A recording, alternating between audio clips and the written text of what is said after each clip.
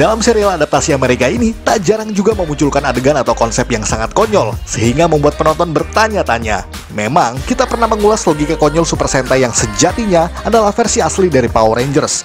Namun di sini, kita hanya akan mengulas beberapa hal aneh yang terjadi di season adaptasi ini saja. Jadi, kita tidak akan memasukkan logika konyol Super Sentai yang pernah kita bahas sebelumnya. Dan buat teman-teman yang belum pernah menonton, mungkin bisa menyaksikan video tersebut terlebih dahulu untuk mengetahui apa saja yang telah kita bicarakan selama ini. Dan kalau begitu, langsung saja kita ulas 5 logika konyol Power Rangers versi Tokuvex Indonesia.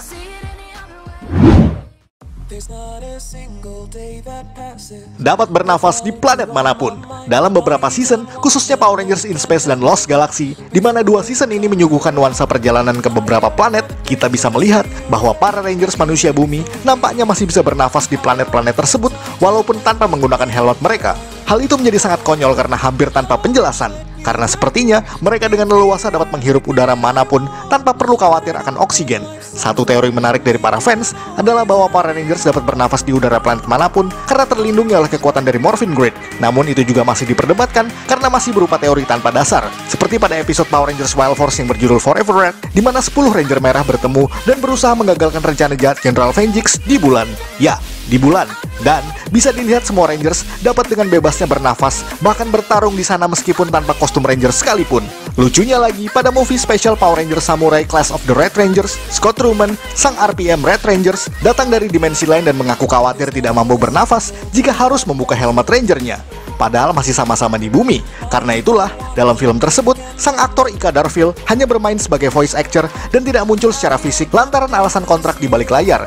Namun apapun alasannya, manusia yang dapat bernafas di angkasa lepas maupun di planet lain adalah hal yang konyol.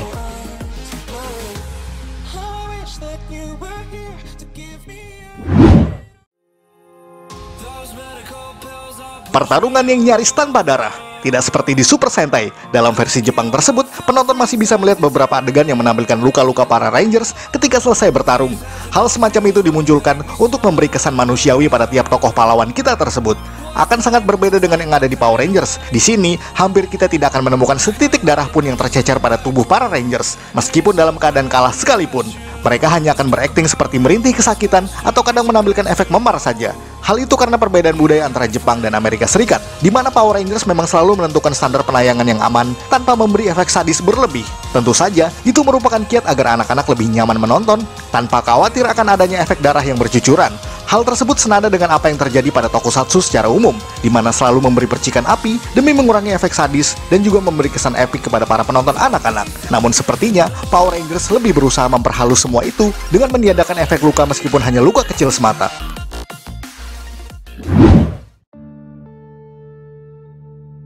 Callisplosion. Ini mungkin terdengar sama saja dengan ledakan pada background yang pernah kita sebutkan di video logika konyol Super Sentai. Namun yang terjadi di sini mungkin yang paling konyol dari yang pernah ada sebelumnya. Pada era Disney, memang selalu menampilkan background yang meledak diiringi dengan lompatan dari Rangers maupun musuh mereka. Adegan tersebut secara simpel memperlihatkan mereka yang terkena efek ledakan. Lalu adegan itu akan diulang lagi dengan gambar yang di zoom menjadi lebih dekat, serta gerakan yang dibuat lebih lambat dari sebelumnya. Hal semacam itu terjadi di semua season Power Rangers era Disney, terutama di bawah naungan produser Bruce Kelly. Maka dari itu, para fans menamainya dengan sebutan Callisplosion karena adegan ledakan yang dimaksud terkesan repetitif karena terjadi secara terus-menerus, walaupun serangan yang dilontarkan nyaris tidak pernah tepat sasaran pada semua Rangers. Akan tetapi, bagaimanapun era ini jadi yang paling digemari oleh banyak fans Power Rangers. Walaupun Callisplosion membuat para penonton heran dan sedikit bosan, namun selebihnya semua masih berjalan dengan normal dan jarang menuai kritikan pedas.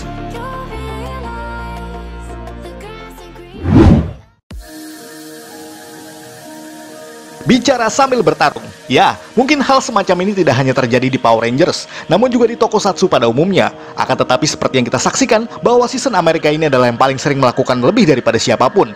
Dalam beberapa season seperti era Disney dan Neo Saban, bahkan Hasbro yang baru mulai sekalipun, adegan di mana para Rangers bertarung, baik menendang, memukul, melompat, dan lain sebagainya, selalu diiringi dengan kalimat-kalimat yang dilontarkan oleh para Rangers.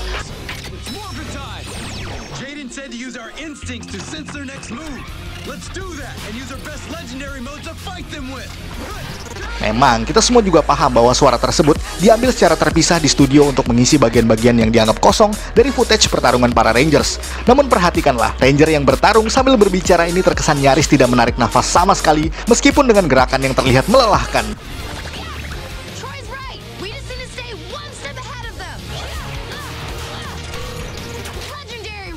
Itu karena voice acting yang dimaksud kurang memberikan dramatikal, sehingga kurang sesuai dengan gerakan yang ditampilkan. Maka dari itu, penonton sering merasa terganggu dengan adegan di mana mereka bertarung sambil ngobrol satu sama lain.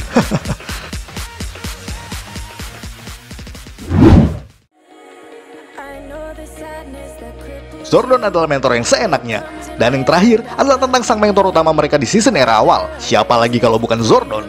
Zordon sendiri merupakan mentor berwujud kepala melayang dalam sebuah tabung di Command Center yang muncul di season Mighty Morphin hingga kematiannya di In Space. Di sisi lain, Zordon seperti memiliki kuasa yang benar-benar absolut dalam berbagai hal, seperti yang terjadi pada masa kemunculannya tersebut. Ia dengan bebasnya mampu mengganti atau mengupgrade kekuatan para Rangers, memberikan Zord serta persenjataan yang baru sesuai keinginannya, dan juga mengganti warna para Rangers serta mengangkat Tommy sebagai leader hanya karena ia menghendakinya. Hal tersebut terjadi setiap saat, bahkan nyaris tanpa alasan yang masuk akal. Bahkan, ia punya basis persenjataan yang tersebar di alam semesta, seperti yang terjadi di Power Rangers in Space. Namun hal tersebut tidak pernah ia bicarakan sebelumnya, sekalipun pada anggota Rangersnya sendiri. Berbeda dengan mentor lain yang memberikan kekuatan dasar, lalu kekuatan baru akan diberikan karena alasan yang masuk akal, atau para Rangers sendiri yang akan mencari atau menemukan kekuatan lain tersebut. Tetapi Zordon tetaplah berlaku seenaknya. Hal unik lainnya, di season anniversary ke-20, Power Rangers Megaforce dan Super Megaforce, mentor yang dimunculkan kali ini adalah Gosei, yang dikisahkan adalah murid dari Zordon, dan hanya bangkit ketika bumi dalam keadaan bahaya besar. Logikanya, selama 20 tahun terakhir selalu terjadi ancaman yang luar biasa di bumi. Dan kenapa Gosei baru muncul setelah itu semua terjadi? Jangan tanya kami.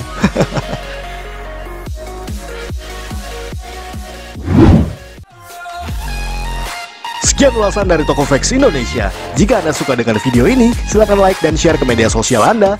Jangan lupa berikan komentar dan juga subscribe. Akhir kata, salam Tokofax Indonesia.